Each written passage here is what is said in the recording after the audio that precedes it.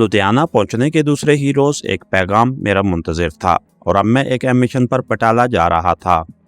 बटाला सरहदी इलाका है। यहाँ से गिरफ्तार होने वाले गैर मुल्कियों को गुरदासपुर जेल में रखा जाता था, जहाँ से वो लोग तारीख पेशी भुगतने के लिए बटाला आते थे। हमें अपने एक अहम साथी को पुलिस की हिरासत से आज़ाद करवाना था।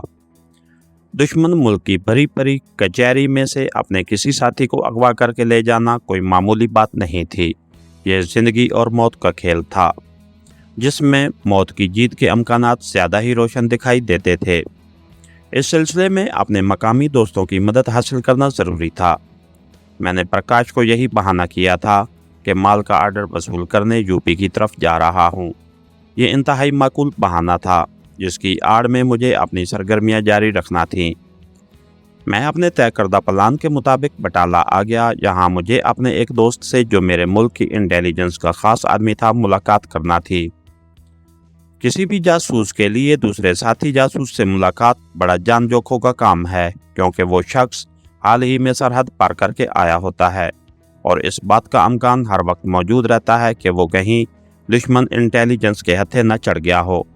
अगर दुश्मन किसी ऐसे शख्स को काबू कर ले जो उनके मुल्क में सकूनत पजीर अपने साथी का कोई पैगाम वसूल करने जा रहा है, तो वो उनके लिए खसूसी तोहफा होता है, क्योंकि उस शख्स के ज़रिए वो पहले से उनकी सोसाइटी के काफ़ी अंदर तक घुसकर महफूज हो जाने वाले जासूस तक जा पहुंचते हैं।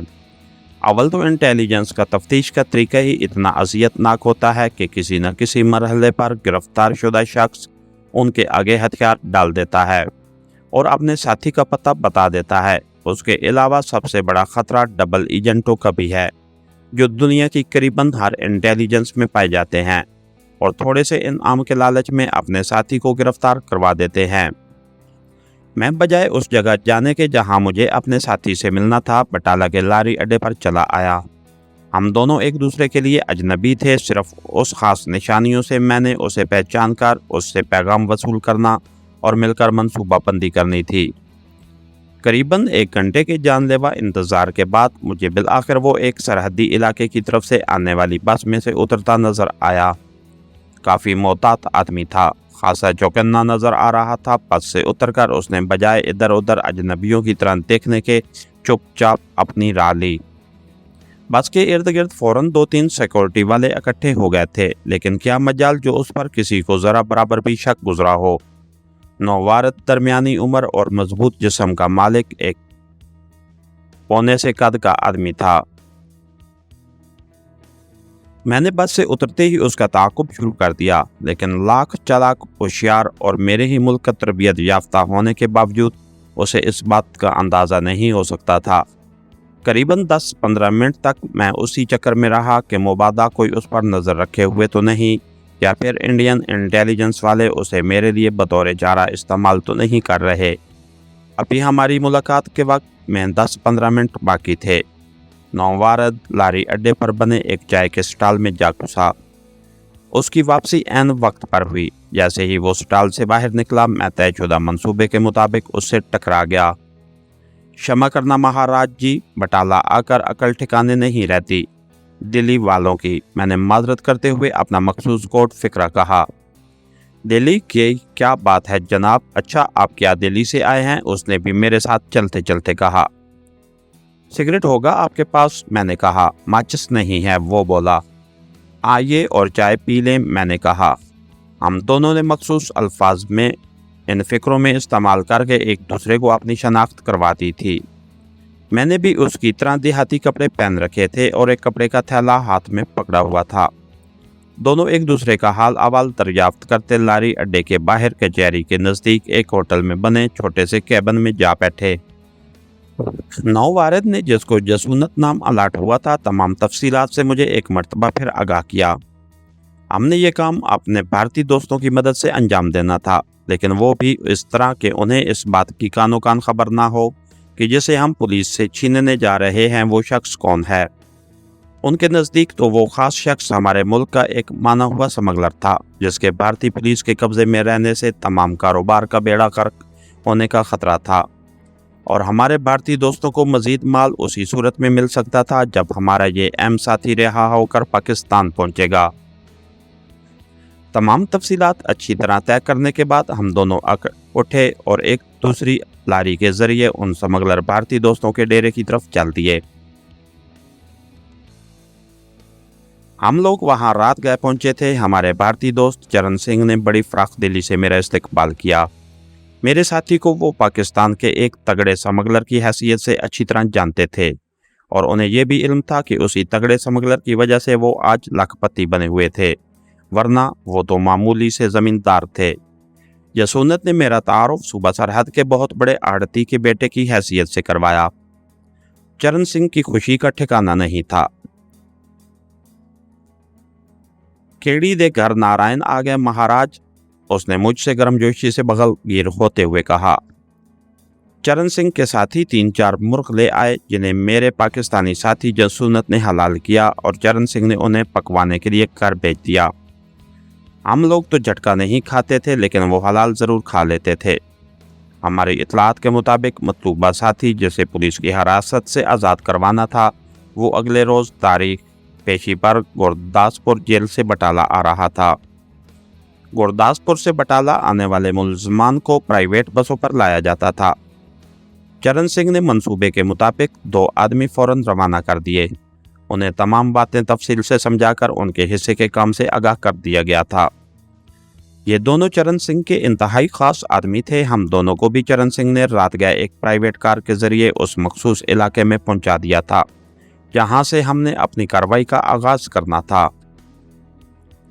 हमने अपने मंसूबे पर अमल करने के लिए गुरदासपुर से बटाला आने वाली सड़क के ऐसे हिस्से को मुंतखब किया था जहां चरण सिंह का अपना एक मखसूस अड्डा था और वो करीबन सारे का सारा गांव उसके खास लोगों पर मुश्तमिल था।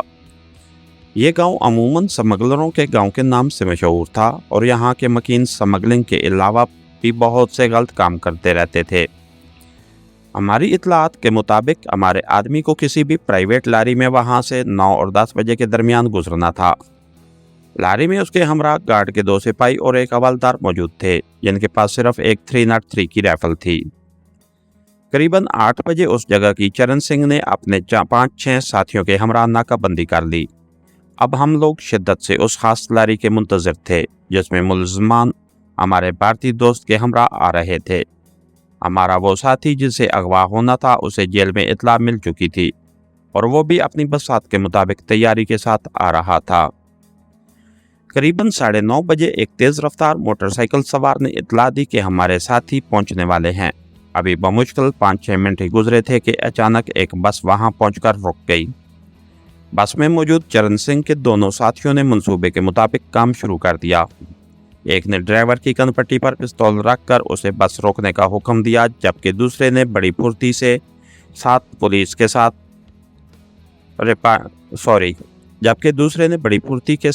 के सिपाही से राइफल छीन ली। बस के मुसाफिर यही समझे थे कि डाकुओं के किसी गिरोह ने उनको लूटने के लिए उन पर हमला कर दिया है। बस के रुकते ही चरण सिंह और उसके साथियों ने बड़ी फुर्ती के साथ उसके गिर्द घेरा डाल दिया। हमारे बस में मौजूद साथी ने इंजन बंद करके चाबी अपने कब्जे में कर ली थी। अब हमें जो कुछ भी करना था चंद मिनट के अंदर कर गुजरना था, क्योंकि इस सड़क पर लारियों की आमदोरफ्तार वक्त जारी रहती थी। हमने बस में मौजूद 15-20 सवारियों को नीचे उतरने का हुक्म दिया। उनमें पुलिस के सिपाही और हमारे साथी भी शामिल थे। जैसे ही वो नीचे उतरा, उसने झटका मारकर हथकड़ी को हवलदार की बेल्ट से निकाल लिया। चरण सिंह के साथी इस असना में उनके सरों पर राइफलें ताने खड़े रहे।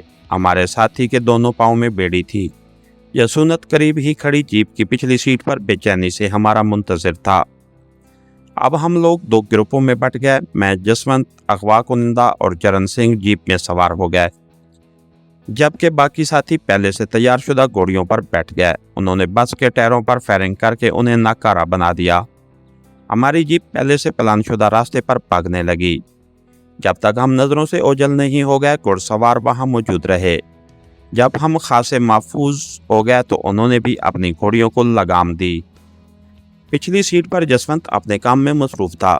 3-4 मिनट के अंदर उसने अगवा कुनिंदा को बेड़ियों और हथकड़ी से निजात दिला दी। हमारे इस अजीम दोस्त की इंडियन इंटेलिजेंस ने बहुत बुरी तरह मारपीट की थी, लेकिन इतनी ज़बरदस्त तफ्तीश के बाद वो बुज़दिल उससे कोई काम की बात ना उगलवा सके थे। बुरी तरह जख्मी और कमज़ोर होने के बावजूद उसके अज़म में कोई कमी न थी और वो अपने आप को तंदुरुस्त तो तवानाई ज़ाहिर कर रहा था। जसवंत ताले तोड़ने और इंतहाई मखदूश हालात में भी सरहद अबूर करने में माहिर था। उसे शायद उसी लिए ये अहम फरीज़ा सौंपा गया। हमने अपने दोस्त को पहनने के लिए फ़ौरन नए कपड़े निकाल कर दिए। अब इस मुहिम का कमांडर मैं था। सबको मेरे फैसले पर अमल करना था। पहले से अपने पास रखे कुछ खास कैप्सूल मैंने अपने नए दोस्त को जेब में ही खिला दिए थे। जब मैंने जेब में ही खिला दिए थे उसकी हालत भी काफ़ी संभल चुकी थी।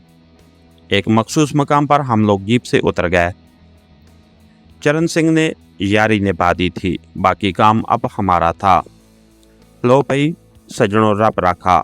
उसने पहले से तैयार शुदा एक प्राइवेट कार के करीब हमें उतार कर जीप को दूसरे रास्ते पर डाल दिया। कार में चरण सिंह का भाई हमारा मुंतजिर था। कार में बैठने से पहले ही जसवंत सिंह ने हमारे साथी का हुलिया बदल कर रख दिया था। मैं उसके मुशाक हाथों की दाद दिए बगैर ना रह सका। उसने 5 मिनट के अंदर ही अपने पास मौजूद सेफ्टी रेजर और मुख्तलिफ किस्म के लोशनों के ज़रिए हमारे नए साथी को कैद और मुसलसल अजियत ने जिसकी ना सिर्फ दाढ़ी खासी बढ़ा दी थी बल्कि चेहरे से लहू भी निचोड़ लिया था, एक तंदुरुस्त और सेहतमंद खून की सुर्खी लिए गांव वाले शहरी बाबू में तब्दील कर दिया था। मेरा नया साथी मेरा हम उम्र था। जब उसने कार में बैठते हुए अपने चेहरे पर नज़र डाली तो बेख्तियार मुस्कुरा दिया। ऐसी शक्ल तो मेरी अपने मुल्क में भी नहीं होगी। कमाल के फनकार हो यार, क्या से क्या बनाकर रख दिया है, उसने जसवंत को दांत देते हुए कहा। रास्ते में पड़ने वाली नदी में हमने पुलिस की छीनी हुई राइफल और जसवंत का पटारा जिसमें न जाने क्या क्या अलमगलम उसने पर रखा था फेंक दिया। चरण सिंह का भाई हमें शाम तक मुख्तलिफ झैली सड़कों पर घुमाता रहा। इस असना में हमने जीटी रोड के नज़दीक भटकने की कोशिश नहीं की थी और खाना भी कार ही में खाया था। रात गए हमें कमपूर थाना के नज़दीक एक महफूज मकाम पर पहुंचाकर चरण सिंह का भाई भी रुखसत हो गया। उसने यहाँ हमें अपना दोस्त ज़ाहिर किया था और हमें ताकीद कर दी थी कि अपनी असलियत से इन लोगों को आगाह न किया जाए। इसके साथ ही हमारी आज की एपिसोड का इख्तिताम हुआ। कहानीगर चैनल को लाइक कीजिए, सब्सक्राइब कीजिए और बेल आइकन को प्रेस कर दीजिए ताकि हर आने वाली नई वीडियो आप तक हर वक्त पहुँच सके। शुक्रिया।